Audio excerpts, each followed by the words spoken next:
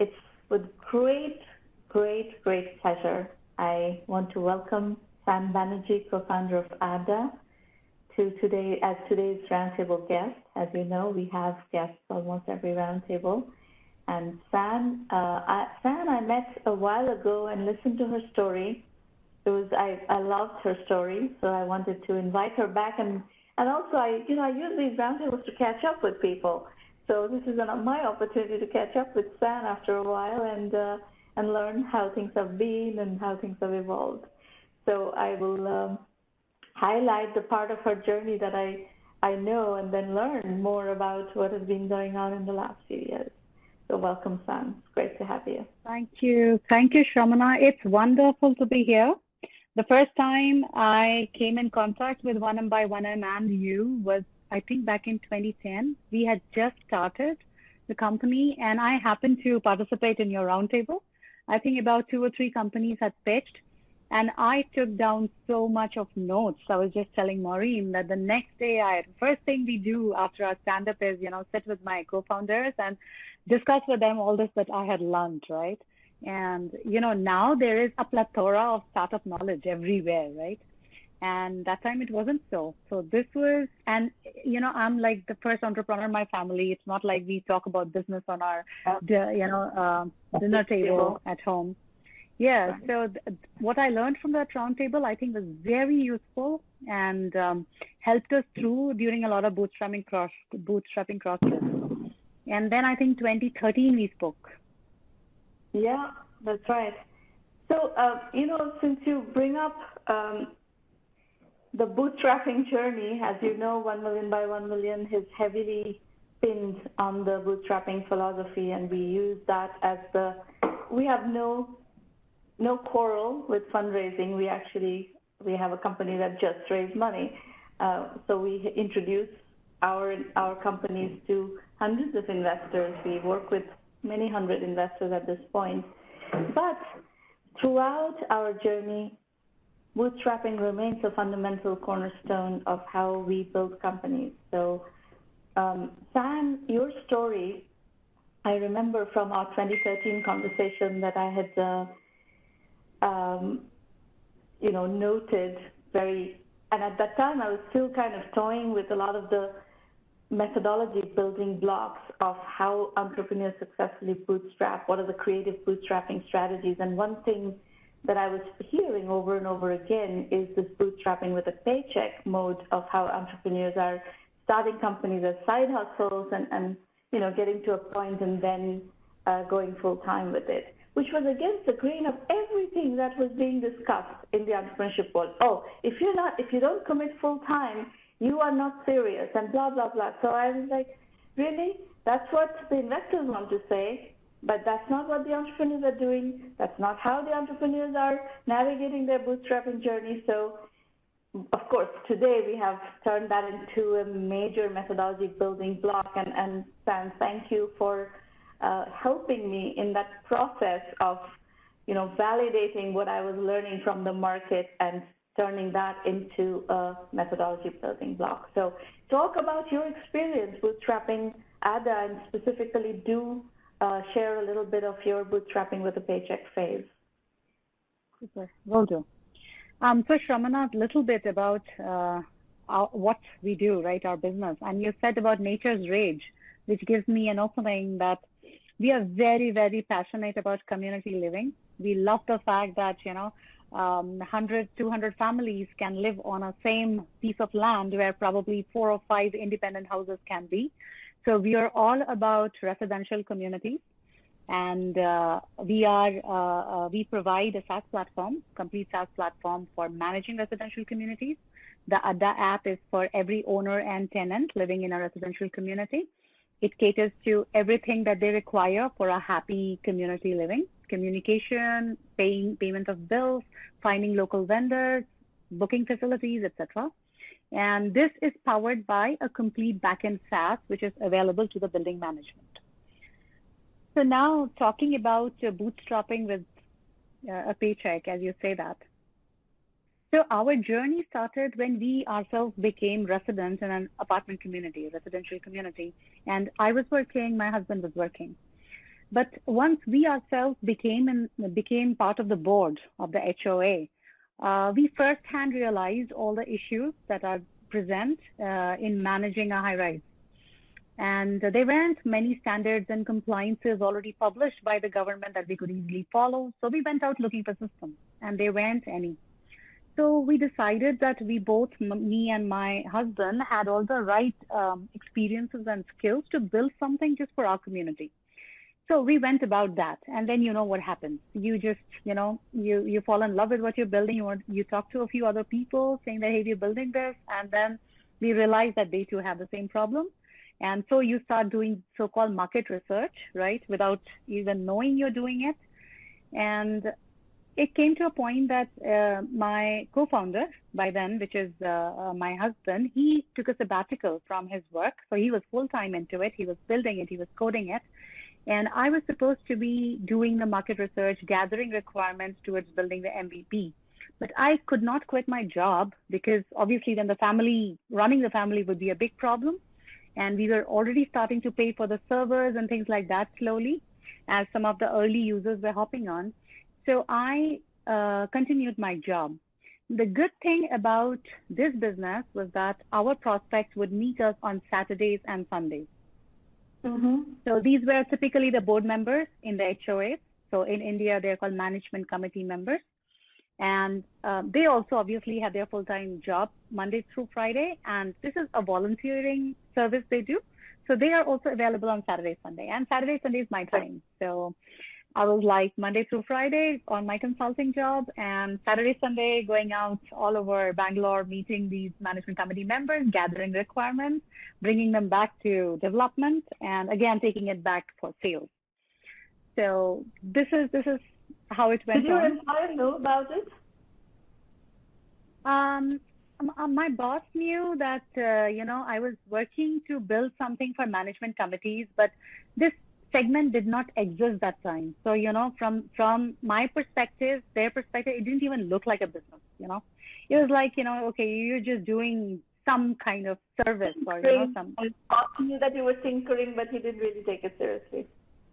No, and then as long as it does not impact the work, the job you're doing, right? And Saturday, Sunday is my personal time, right? And I was not formally associated with the company. I was not on the rolls. I was not a director. I was no way associated. It's like I'm helping a friend pretty much to build something, right? So that way we made sure that, we have no conflict with my employer because that would not be correct. So, yes. So how long did you continue in that mode, and what did you accomplish by way of customer acquisition before you actually went full-time with the company?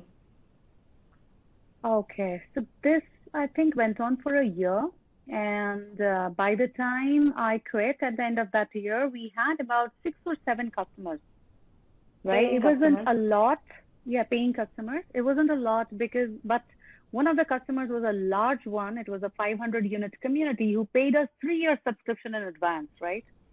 So that was a lot of faith put in the product. Yeah. That's the seed money. Absolutely, absolutely. Yeah. See, this is what I love about people who kind of internalize the bootstrapping philosophy, is that if you can negotiate well, your seed money comes from customers, and then you haven't done any dilution, you haven't really chased with a begging bowl, all the VCs and all that. So totally. Yeah. Talk about some of the strategic lessons of your building ADDA. What, when now it's been 11 years almost. So when you look back on this large swath of time, what stands out as the things that you did right that are lessons from the trenches? Absolutely. See, one thing I have learned is that one can approach building a business from a problem-solving perspective, like, get so committed to a problem and wanting to solve it for the entire market globally. That's one way of building business. Another way of building business is to build wealth, right? And there's no problem in both these styles of approaching it. what you talk about bootstrapping applies very well in the former type when you really feel committed to solve a problem, you feel capable, uniquely capable to solve a problem. In that case, when we go about building a business, it's very important to build the bootstrapping DNA in, right? Of course, you can raise money, and we realize this because we want to raise money on our terms, right? And because we knew how to bootstrap, we knew how to play this game and win despite very large competitors. Because we had this bootstrapping DNA, we could sail a lot of ups and downs. Okay, and doing that, knowing that we wanted to build this business no matter what. We get funding, we don't get funding, but we are doing this. We are building this business. We will be number one. Elaborate on the competitive landscape, because you did face well-funded competitors.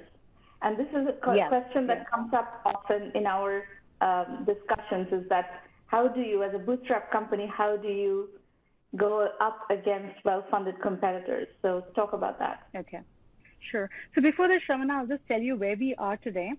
So we have over 500,000 paying users across 5 countries. And we are about 2 million ARR in revenue, 2 million USD. And product-wise, it is the one of the most advanced such product in this segment globally. Now, in our journey, we have faced 2 large competitors at different times, right? And each of these competitors were having 120x more funding than we had. We do have some angel funding, but that's nothing compared to the VC funding that these competitors had, and they had really large reputed VCs backing them. So whenever these competitors will come in and they'll raise this huge funding, everybody will tell us, okay, time to go out and search for a job. You're going to shut down. How will you ever fight against that kind of money and things like that, right? So what would happen is, we, starting as a bootstrapped company, you know how to adapt very fast to anything because you do not have a huge stash of cash, behind you, which you are throwing at situations, right? So you figure out strategies very, very adaptively and very, very fast, right? So the entire team is built that way. The culture is built that way, right? So very quick alignment happens. And then we have zero bloat. We have no unnecessary team, like, a vanity thing that, oh, I'm having this 500,000 member team and all that, right? You want to be as lean as you can be. That's very useful. So today we have about 85 people. We have tried to stay below 100. Yeah. So with that small team, it becomes very easy to align your strategy very quickly to any changes in the market, competitive landscape, etc. Number 2 is that we had very strong renewals, right? When we started building the product, our focus was that, okay, let's not focus on just keep getting users, like sale. Our focus was sell, but sell enough that you can renew. Focus on the renewals, right? Because it is a subscription product and it was becoming quite a vast product. So it was very important for us to listen to the existing customers, build what they want, make the product really solid before we scale our sales, right? Now, if probably we were running after the typical user acquisition metrics, that may not have been the case, right? Now, since we had renewal as good as 85% plus, right? Some years we had even 90-95% renewals. We had a very, very strong revenue, even if our sales reduced certain years due to competition, right? And if you have a really sticky product, your renewal customers don't go away to competitors very easily, even though our competitors offered completely free products. I'm not saying premium, right? They just wanted to completely wipe out competition. So they just gave the entire product free of cost. And still we maintained those renewal numbers, right? It did take some dip. I won't say that it was always 90-95. We did come down to 85, but even that is a very good number in subscription business, online subscription business. So that is something that in hindsight, I believe we did right. But it was a necessity, making very strong recurring revenue was a necessity if we had to keep bootstrapping always as one of our, part of our thread, company building thread. Market, Have these well-funded competitors made big inroads into the market? See, the first 2 to 3 years of these competitors gets brutal, right? So the typical strategies are that you get into the market, you with cash, and that cash comes into customer acquisition, and it becomes very tricky. I'll tell you, it is a repeat. Now I've gone through 2 cycles, right? So the first thing that happens to you is that the competitor starts throwing money for customer acquisition, which is of course marketing budget and free products, right? After that, they would poach your people, right? Because if they cannot get customers from you, they will take out your employees. So that slows you down, and that does slow you down, right? And after that, they would try to acquire you, right? So when both of these things are not working very well, they would try to acquire you. Yeah. And when that also does not work, then starts the problem with them. That is, then the investors get, impatient that, okay, doesn't look like you guys are being monopoly here.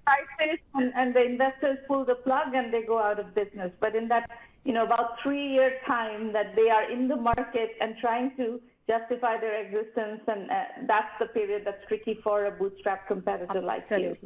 Absolutely. So now both those competitors are out of the market now. I wouldn't say that. The first one is out, yes. The second one's in one of the later phases. But I wish them best because, it's no fun without a really strong competitor. So we have gone through that phase also. When we didn't have a very strong competitor, I found it hard to keep my team motivated, Yeah, really? Very interesting. Nothing. But the point you make is actually well taken, because when there are well-funded competitors in the market, they educate the market. Absolutely. Mm-hmm. So I'll tell you a story. This story is actually kind of on top of my mind this morning because a very good friend of ours passed away recently. In fact, if you read my first Entrepreneur Journeys book, he was one of the case studies in that book, is the founder of Qualys, Philippe Courteau. And Philippe is a serial entrepreneur who did a bunch of really significant stuff in the industry. He had lung cancer and passed away recently. His, service is coming up. We're discussing the service and so forth. That's why it's on top of my mind. And he told me a story in that interview that I did for that we put in the first book. He had built this product called CC Mail. It was one of the first email products. At that point, Microsoft did not have, an internal email product. And Bill Gates was going around selling an email product, but Microsoft didn't have the product. So Philippe said he basically chased Bill Gates around to every account. Bill Gates did the selling, and Philippe sold the deal. I mean, what a brilliant strategy, right? Absolutely. Bill Gates did the market education, and he actually got the deal. Exactly. So somebody doing the market education is very helpful for you. So I would argue that in the 2 competitors that have educated the market, you are reaping some of that benefits, and you will continue to reap some of that benefits as you go along, because you're staying put. You have you have stability. Buyers will see that you have stability and you are a reliable vendor, and that's going to help you. Yeah. Great. So, San, next question I want to pursue is, in your customer acquisition, how much of a role did the fact that these apartment complexes that you were selling into, communities, the residential communities you were selling into, were full of technically savvy people?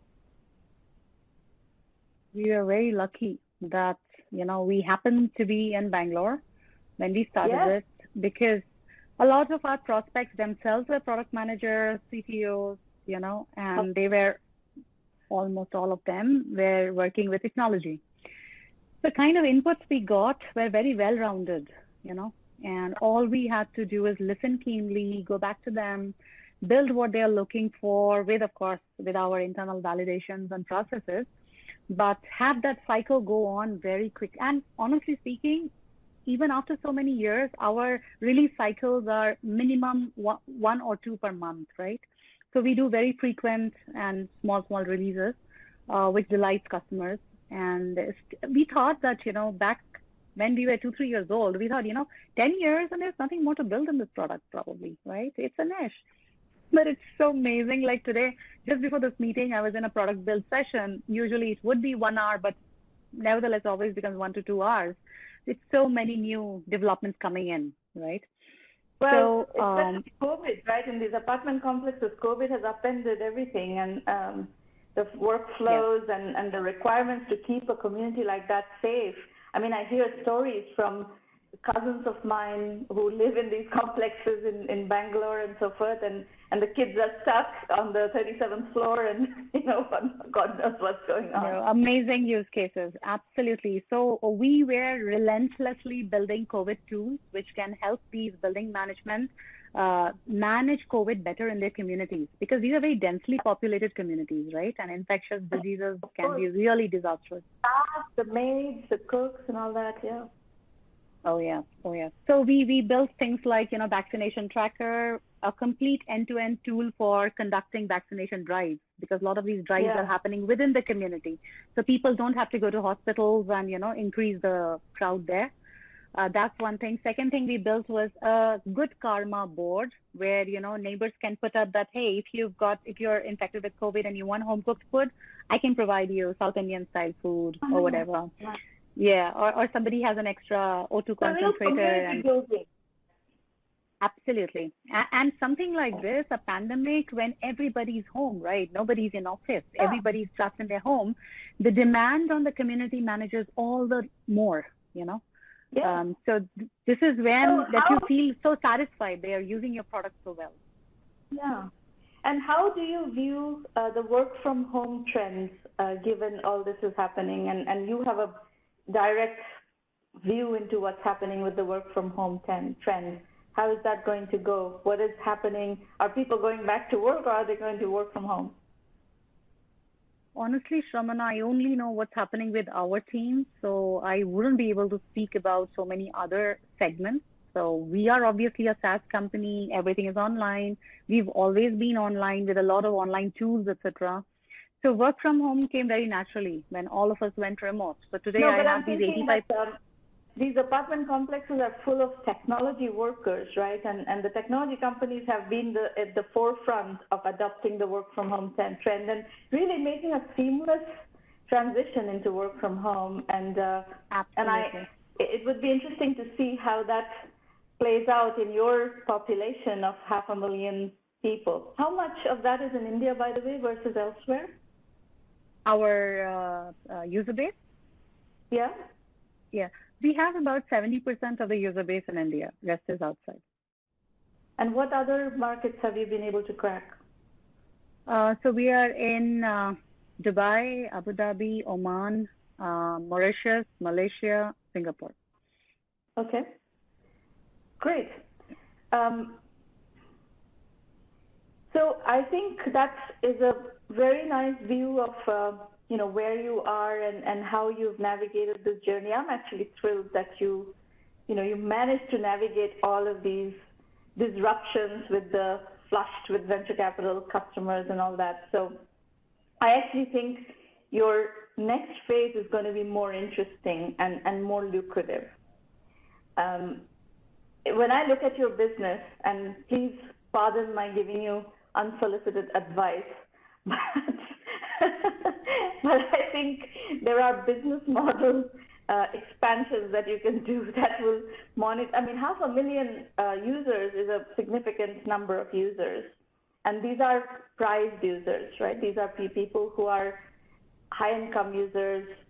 They're a population of people who, if you can monetize that population with other business models besides the subscription fee, there's going to be opportunities to grow your business substantially. So I think you will have a more lucrative and more, higher wealth creating journey going forward if you stay with the business, which it seems like you will. Absolutely. We've already started it, and it has a revenue share component with each community, right? So that we believe is a very win-win setup, right? Which also helps the communities grow, because ultimately they're not profit centers. They entirely depend on the maintenance charge collection that happens from the residents. So if they can leverage the platform where, we are monetizing as well as they are also getting a share of that monetization, then it just opens up the magic. Yeah, very good. Well, it's really great to catch up with you, Tan. All the best. We'll be in touch. I'm sure we will end up doing a few things together, and we'll talk more soon. Look forward, Shramana. Thank you so much for having me. Stay safe. Thanks. You too. Take care. Bye-bye.